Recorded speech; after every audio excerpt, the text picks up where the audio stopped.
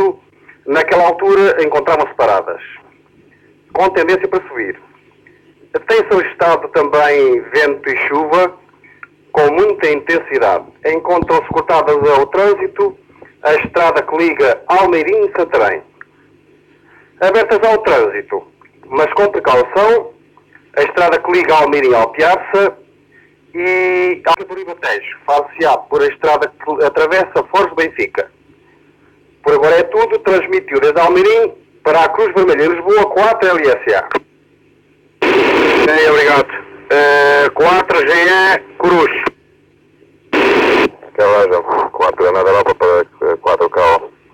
Ok, as águas têm baixado ligeiramente, tem chovido com certa intensidade e frequência. Muito vento, rajadas muito fortes.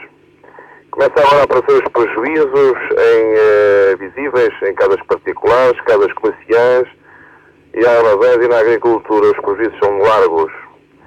Na pecuária temos muito gado desaparecido. Pronto prejuízo, transmitimos as vossas mensagens ao Sr. Presidente da Câmara de Salvaterra de Magos e de Cruz. Foi-nos prometido nos dar a relação dos prejuízos até esta hora, nada nos forneceram. De Cruz, por agora, é tudo. 4 na Europa para 4 Cal. Obrigado. CDU Uruguai-Turquia, Glória do Ribatejo. Ok, 4 Capoco e Vermelha, Glória do Ribatejo, CTU Uruguai-Turquia. Para o ponto de situação das 18. Ora, o tempo aqui está fechado, chuva forte, vento com rajada, cerca das 11h30 tivemos uma rajada superior a 100 km por hora, e após as 13 horas temos tido várias vezes rajada à volta dos 100 km e ocasionalmente superior a 100 km por hora. Na Sala Nacional... Esta é uma gravação de recordos histórica, porque é das 6 de 79, onde espontaneamente muitos dos nossos colegas participaram. A verdade é que, com a evolução tecnológica, as entidades oficiais têm vindo a adoçar-se com equipamentos cada vez mais fiáveis e sofisticados. No entanto, sabem que, em caso de falha de comunicações oficiais, têm os radioamadores também, eles na vanguarda. Continuamos, pois, a ser o último garante às comunicações em caso de emergências ou catástrofes.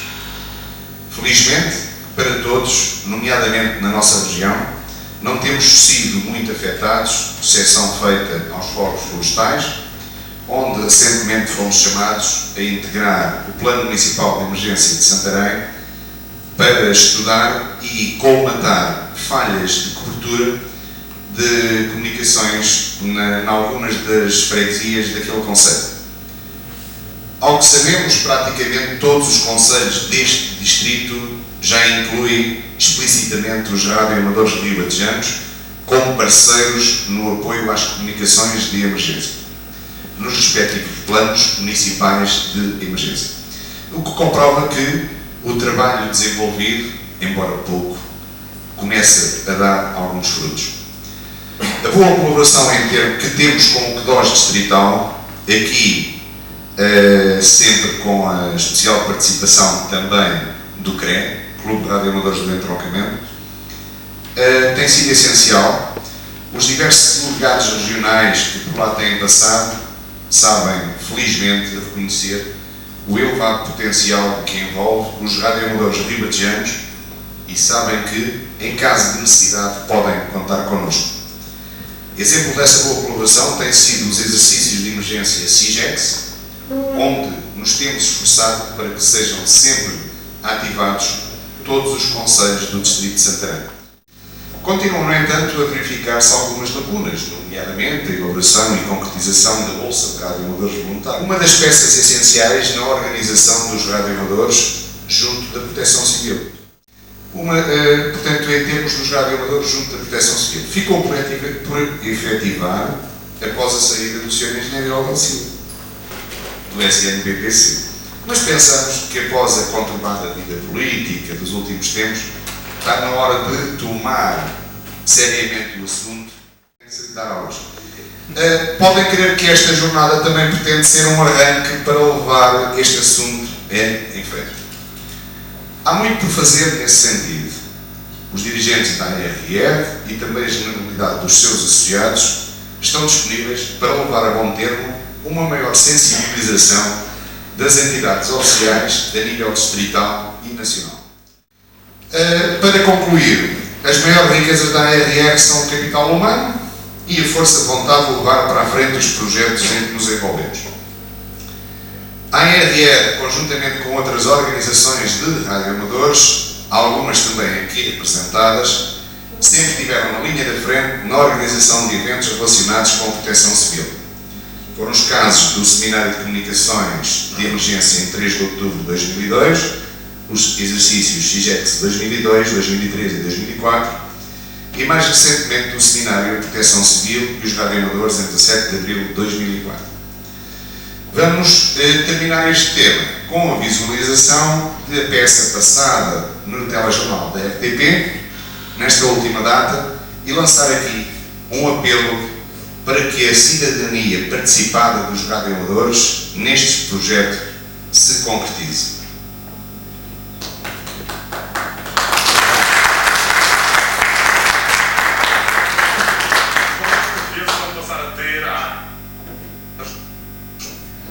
Mais 5.500 elementos são radioamadores que assinaram protocolos de colaboração com o objetivo de avançarem em situações de emergência quando todas as comunicações tradicionais falharem.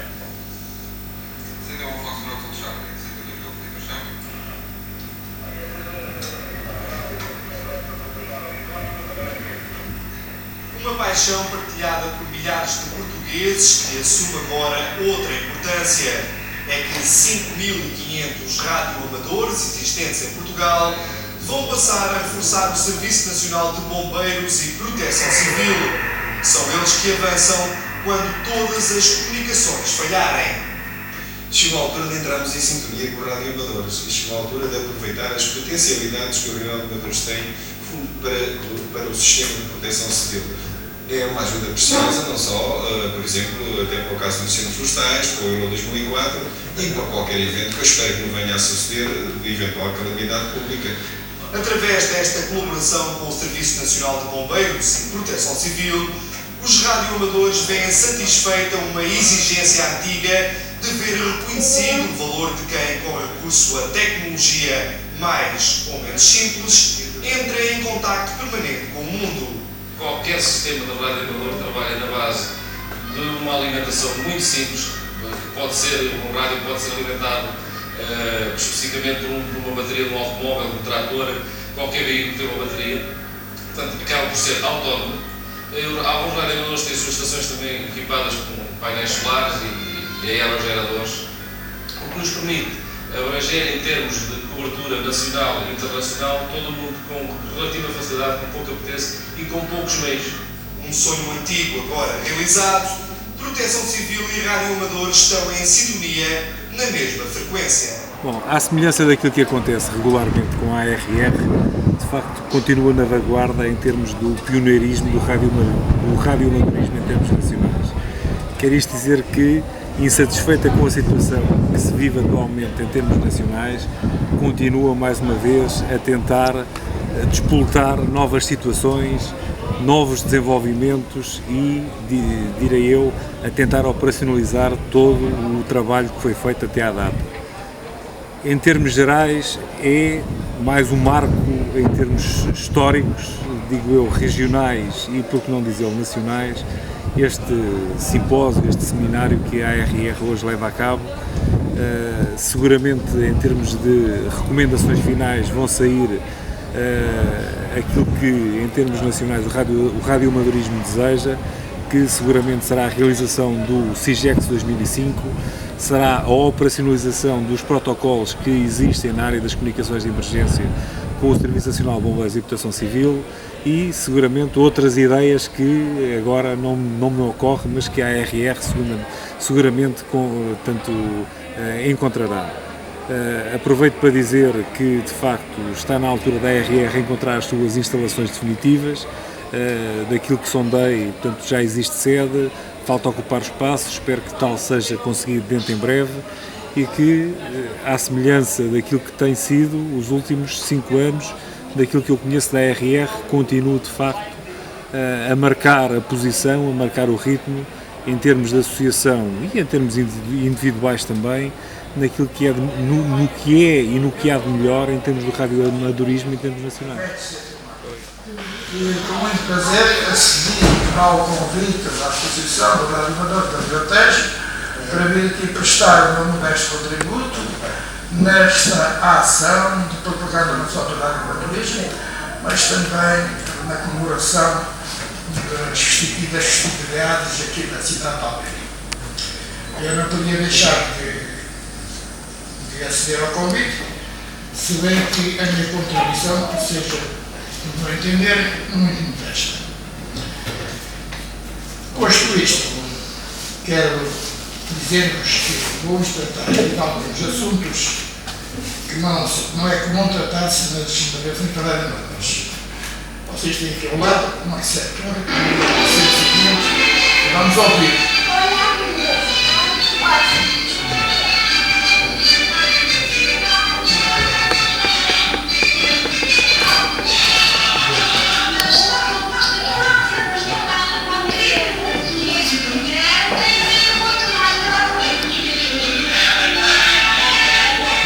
Era assim que em 1920 as famílias se reuniam à volta de um setor de rádio deste estilo, este também foi construído em 1920, o rádio era constituído por 3 módulos distintos, era o altifalante, o receptor e a fonte de alimentação. A fonte de alimentação já não existe, perdeu-se, fica no entanto o altifalante e com o receptor, como vem, tem 3 bobinas ali no painel. Estas 3 bobinas afinavam-se para uma determinada posição de maneira a procurar-se a melhor recepção. É um rádio neutro-albino, também conhecido na altura por regenerativo, constituído por 2 válvulas.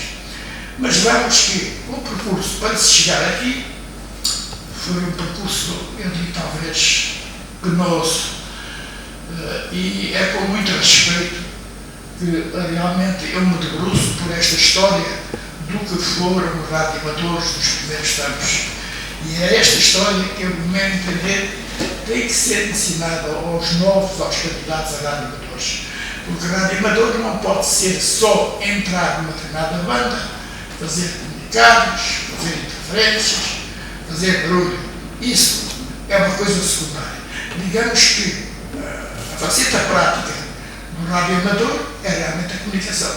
Mas há uma outra faceta, que é a escola, porque isto do radioamador foi, e penso que há de ser, e continuar a ser, uma escola onde as pessoas vão aprender não só os rudimentos da tecnologia que se usou e que se usa e até que se vai usar, se fizermos um bocado de futurismo, e, portanto, a faceta que eu hoje vou pôr aqui é uma faceta histórica.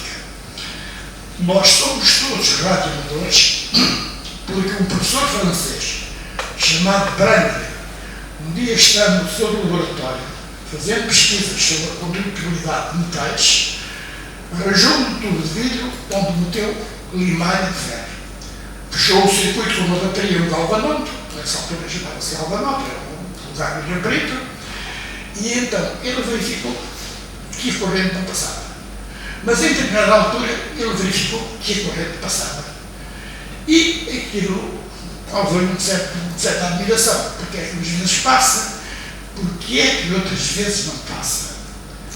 E foi fazendo experiências até que descobriu, por acaso, que tendo um emissor de faísca no compartimento ao lado, como sabem, a bobina do corpo, formada por um primário e por um secundário, quando o secundário tem 2 farinhas, onde salta uma faísca, e esse foi o primeiro emissor que existiu, que eu tenho um, mas infelizmente não consegui encontrá-lo para vos trazer aqui e mostrar-vos.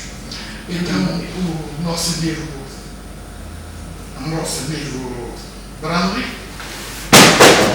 na prática, demonstrou aquilo que um cientista inglês, Maxwell, já tinha feito na teoria. O Maxwell tinha arranjado umas fórmulas matemáticas em que mostrava a existência das ondas eletromagnéticas. Mas ele era apenas um teórico, na prática nunca se tinha visto. Então, o nosso amigo Randley, o que é que fez? Integrou no circuito uma campainha elétrica e pensou assim: quando esta limalha se tornar condutiva, a campainha toca. Quando parar a condutividade, a campainha não toca. Mas uma coisa curiosa que ele notou é que depois de haver condutividade, essa situação continuava. E era preciso agitar o tubo onde estava a limalha para haver uma descontinuidade na limalha e, portanto, acabar ali a continuidade do circuito. Esta experiência do Randley é o primeiro, chamado coesor de Randley, é o primeiro receptor que há notícia. E ele conseguiu fazer a recepção das ondas eletromagnéticas a uma distância de 20 ou 30 metros. A seguir vem um russo chamado Alexander Popov, que pensasse: se o coesor de Randley é capaz de receber impulsos eletromagnéticos, então eu com isto posso fazer a detecção de trovoadas à distância. E arranjo um fio muito comprido, portanto põe na vertical, muito alto, ligo ao coesor de Randley e aqui aparece a primeira antena que é a notícia. Portanto, o homem que inventou as antenas foi um russo, Alexander Popov. É verdade que ele utilizou aquilo na meteorologia, conseguiu fazer algumas detecções de algumas tempestades.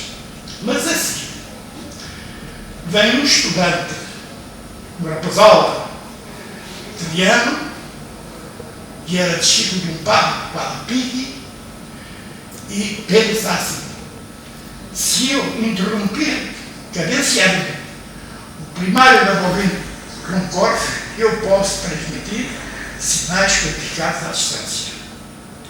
E assim faz, intercala no primário da bobina aquilo que primitivamente era uma chave de Morse, faz os primeiros sinais, consegue fazer a detecção. E ele aperfeiçoa também o coesor de Randley. O resultado disto: Marconi faz uma comunicação atravessando o Canal da Mancha, mais tarde faz uma comunicação atravessando o Atlântico.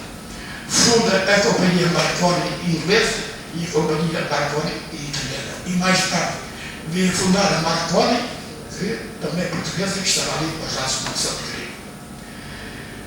Muito bem, então, entretanto, temos um outro inglês que tinha ficado impressionado com a lâmpada do Edison. Como sabem, o Edison faz a primeira lâmpada elétrica, põe um filamento de carvão dentro de um tubo de vidro, rarefaz, isto é, faz o vácuo, e é esta a primeira lâmpada que aparece. Deu um grande impacto em todo o mundo o facto de haver qualquer coisa que podia emitir luz quando ligada à eletricidade. Meu Deus, como é simples a gente depois utilizar as lâmpadas elétricas e como tudo isto foi tão difícil naquele tempo. Muito bem, então Marconi recebe o prémio Nobel e o Randley, que era o invento que tinha feito, digamos, a parte mais importante disto tudo, ficou a ver o Marconi receber o prémio Nobel. Porque o Marconi foi aquele que depois demonstrou na prática que era possível transmitir sinais codificados à distância. E as entidades que emitiam, portanto, os pareceres sobre o prémio Nobel, verificaram realmente que merecia o prémio. Entretanto, temos um outro cientista alemão, Hertz. O Hertz, tendo conhecimento e entusiasmado, porque, reparem, a emissão e a recepção naquela altura aparecia-se como um facto sobrenatural, uma coisa que não era compreendida pela mente humana, e até houve quem atribuísse aquilo um caso de bruxaria, um caso demoníaco. Então, o Hertz, que nós conhecemos aquela medida que utilizamos, fica o Hertz. O Hertz faz umas experiências muito engraçadas. Inventa o aro Hertz. O aro Hertz não é mais que um aro terminado por um parafuso micrométrico. Nós, os amadores mais velhos, utilizamos o aro Hertz como uma lâmpada, que era o sinal que havia radiofrequência, e foi esse um dos aparelhos de medida mais usados naqueles mais velhos tempos. O Hertz, com um parafuso micrométrico, consegue isto. Consegue saber que as ondas elétricas se irradiam, se propagam em todas as direções. Consegue saber que as ondas elétricas se refletem. Consegue saber que há ondas estacionárias. E consegue saber muito mais coisas. Vejam como, com um ar tão pequenino, com uma ferramenta tão rudimentar, o Hertz faz logo, digamos, uma invenção, uma descoberta também muito importante. Entretanto, um outro senhor chamado Fleming, inglês, tendo ficado impressionado com a lâmpada do Edison e sabendo ele que qualquer metal posto na situação de incandescência emite íons, pensou: bom, se eu conseguir captar os íons que da lâmpada irradia, eu talvez consiga fazer uma válvula. E assim foi. Ele arranja um elemento a que chama placa e verifica na prática que do filamento para a placa há uma corrente de íons. Estava descoberto o primeiro tiro eletrónico, chamemos assim, por Fleming. Fleming escreve uma carta ao Edison. Esse segredo é a primeira pessoa a quem ele comunica a descoberta que tinha feito. E diz: senhor, ele queria dizer Marconi, escreve ao Marconi, é a primeira pessoa a quem eu comunico o meu trabalho de descobertas. E é pensando assim que você pode utilizar isto como no seu receptor, detector de radiofrequência, e o Edison fica espantado, convida ao Fleming para seu conselheiro técnico, funda as suas companhias, também baseadas nas patentes, porque eles não têm que fazer isto, eles registram as patentes. Assim, o Marconi, já estou tendo um bocado de tempo, o Marconi criou a patente de beleza e criou a patente da Edison. Portanto, o Fleming, em 1905, dá origem à disputa científica que mais apaixonou o mundo naquela época. Porque, entretanto, o Forest descobre o trigo, porque o Forest pensa assim: se o Fleming faz uma válvula, é que ele chamou termoiónica, a termo vem do grego, quente, não é? É um filamento termoiónica, é um filamento quente e os íons.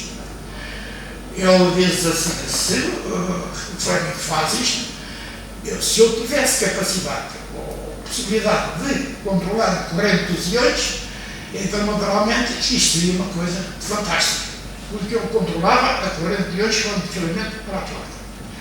E inventou o trigo, feito para madeira, entra na corrente dos íons, até entre o filamento e a placa e funda, e ali nasce o trigo. Bom, as patentes naquela altura era preciso realmente demonstrar-se a utilidade das coisas, e nasce uma grande disputa, porque o Fleming diz assim: não,